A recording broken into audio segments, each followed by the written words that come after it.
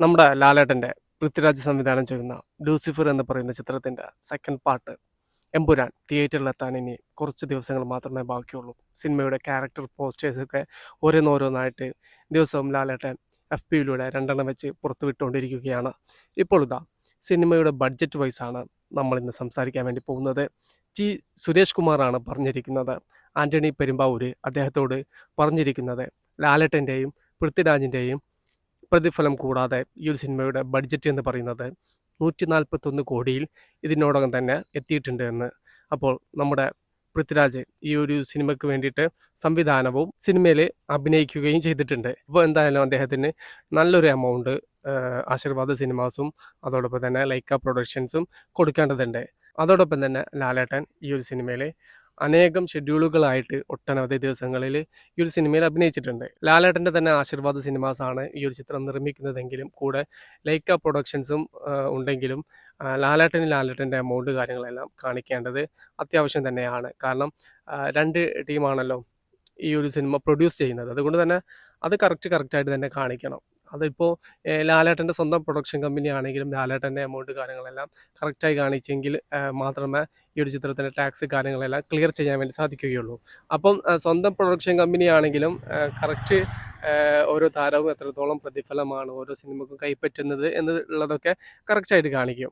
ഞാൻ പറഞ്ഞു വരുന്നത് പൃഥ്വിരാജിൻ്റെ സംവിധാനത്തിനും ആക്ടിങ്ങിനും അതോടൊപ്പം തന്നെ ലാലേട്ടൻ്റെ പ്രതിഫലവും ചേരുന്ന സമയത്ത് ഈ ഒരു ചിത്രത്തിൻ്റെ ബഡ്ജറ്റ് എന്ന് പറയുന്നത് ഏകദേശം 175 കോടിയിലെത്തും. എന്നാ ബഡ്ജറ്റാ? മലയാളത്തിൽ നിന്ന് വരുന്ന ഏറ്റവും വലിയ ബഡ്ജറ്റുള്ള പടമാണിത് എമ്പുരാൻ. ഇപ്പം ഷൂട്ടിംഗ് നടന്നുകൊണ്ടിരിക്കുന്ന സിനിമകളുടെ ബഡ്ജറ്റ് പോലും ഇത്രത്തോളം വരൂല.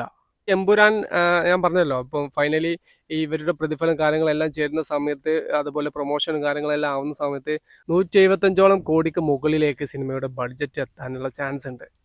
അപ്പം ഇവർക്ക് എങ്ങനെയാണ് ഈ ഒരു ബഡ്ജറ്റ് വൈസ് ഈ ഒരു സിനിമ തിയേറ്ററിൽ സേഫ് ആകുക എന്നാണ് ഞാൻ ചിന്തിക്കുന്നത്.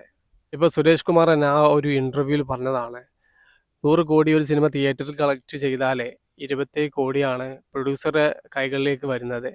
അപ്പോൾ ഈ 175 കോടി തിരിച്ചു പിടിക്കാൻ എത്ര കോടി തിയേറ്ററിൽ നിന്ന് ഈ ഒരു സിനിമ കളക്ട് ചെയ്യണം? ഞാൻ നോക്കിയിട്ട് എനിക്കൊരു അന്തം കുന്തം കിട്ടുന്നില്ല. കാരണം ഏകദേശം ഒരു 30 കോടി കൂട്ടിക്കോ, 100 CR കളക്ട് ചെയ്താൽ പ്രൊഡ്യൂസറുടെ കയ്യിലേക്ക് വരുമെന്ന് വിചാരിച്ചോ. അങ്ങനെയെങ്കിൽ 500 കോടി തിയേറ്ററിൽ നിന്ന് കളക്ട് ചെയ്തെങ്കിൽ മാത്രമേ ഈ ഒരു സിനിമക്ക് 180 കോടി കളക്ഷൻ കിട്ടുള്ളൂ. എന്നാലും തിയേറ്ററിൽ ഈ ഒരു സിനിമ ഹിറ്റ് എന്ന് പറയാൻ വേണ്ടി സാധിക്കില്ല. ഒരു 600 കോടി ഈ ഒരു സിനിമ തിയേറ്ററിൽ നിന്ന് കളക്ട് ചെയ്തെങ്കിൽ മാത്രമേ തിയേറ്റർ കളക്ഷനിലൂടെ ഈ ഒരു സിനിമ ഹിറ്റായി എന്ന് പറയാൻ വേണ്ടി സാധിക്കുകയുള്ളൂ. ഇതൊരു മലയാള പടമല്ലേ? ഈ ഒരു സിനിമക്ക് അങ്ങനെ 600 കോടിയൊക്കെ വേൾഡ് വൈഡിൽ നിന്ന് കളക്ട് ചെയ്യാൻ സാധിക്കുമോ?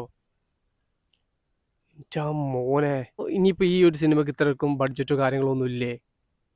അതോ ചുമ്മാ അങ്ങ് തള്ളിവിടുന്നതാണോ പ്രൊഡ്യൂസേഴ്സ് ഈ ഒരു സിനിമയുടെ ബഡ്ജറ്റൊക്കെ?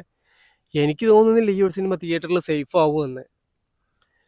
ഏറിപ്പോയി ഈ ഒരു സിനിമക്ക് എന്ത് കിട്ടും OTT റൈറ്റ്സ്? പാൻ ഇന്ത്യൻ സിനിമയാണ്. പൃഥ്വിരാജ് ഉണ്ട്, മോഹൻലാൽ ഉണ്ട്, ടൊവിനോ തോമസ് ഉണ്ട്, മഞ്ജു വാര്യർ ഉണ്ട്, പിന്നെ ഒരുപാട് ഒളിപ്പിച്ച് വെച്ച ക്യാരക്ടേഴ്സ് അന്യഭാഷ എന്നൊക്കെ ഈ ഒരു സിനിമയിലുണ്ട്. എന്തൊക്കെ ആയാലും ഒരു എല്ലാ ലാംഗ്വേജിലും എല്ലാ റൈറ്റ്സും കൂട്ടിയിട്ട് ഒരു 50 കോടി കിട്ടുമോ ഈ ഒരു സിനിമക്ക് OTT റൈറ്റ്സ്? സംശയമാണ്. അങ്ങനെ കിട്ടിയ സംഭവം എന്ന് പറയാം. അപ്പോൾ ഞാൻ പറഞ്ഞു വരുന്നത്, ഇതൊക്കെ ചുമ്മാ കണക്കാണോ? മലയാള സിനിമയിൽ 100 കോടി കളക്ട് ചെയ്താൽ പ്രൊഡ്യൂസർ കൈകളിലേക്ക് 27 കോടിയാണ് വരുന്നതെങ്കിൽ പിന്നെ എന്തിന് ഈ 150 കോടിക്കൊക്കെ മലയാളത്തിൽ പടം എടുക്കണ്? സിനിമ വിജയിക്കുമോ തിയേറ്ററിൽ? അപ്പോൾ പ്രൊഡ്യൂസേഴ്സ് എന്താ പൊട്ടന്മാരാണോ? ഞാൻ അതാ പറഞ്ഞു വരുന്നത്. കാരണം 100 കോടി കളക്ട് ചെയ്തേക്കാണെങ്കിൽ തിയേറ്ററിൽ നിന്ന് ആകെ കിട്ടുന്നത് 27 കോടി. പിന്നെ എന്തിനാ 200 കോടിയൊക്കെ മുടക്കിയിട്ട് മലയാളത്തിൽ പടം എടുക്കണ്? എങ്ങനെ തിരിച്ചു കിട്ടും? ആലോചിക്കണ്ടോ?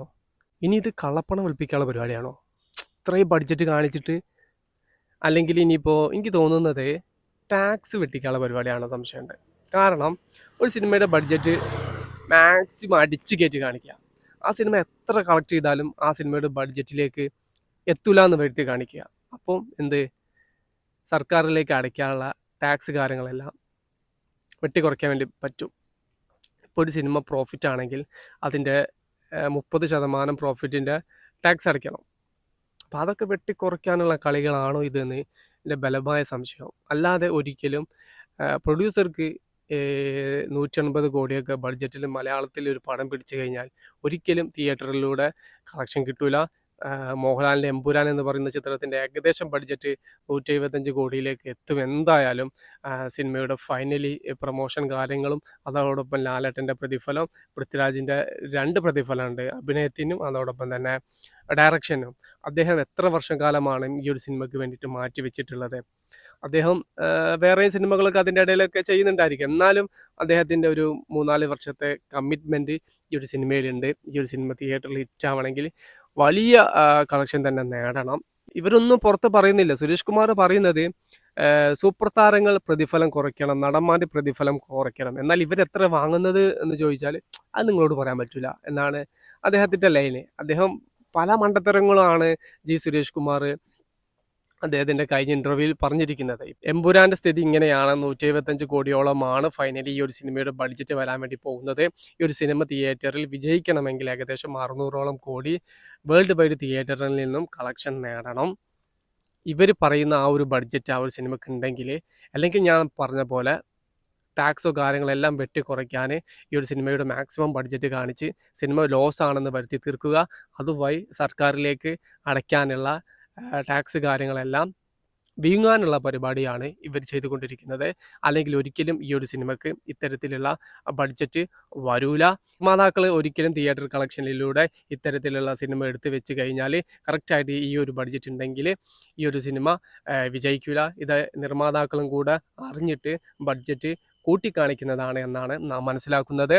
ഈ ഒരു വിഷയത്തിൽ നിങ്ങളുടെ അഭിപ്രായം എന്താണെന്ന് വെച്ചാൽ ജസ്റ്റ് ഒന്ന് കമൻ്റ് ആയിട്ട് രേഖപ്പെടുത്തുക. ജിനു ആൻഡ്രി എന്ന് പറയുന്ന നമ്മുടെ ചാനൽ ആദ്യമായിട്ട് കാണുന്നവരാണെങ്കിൽ സബ്സ്ക്രൈബ് ചെയ്യുക. Okay, by.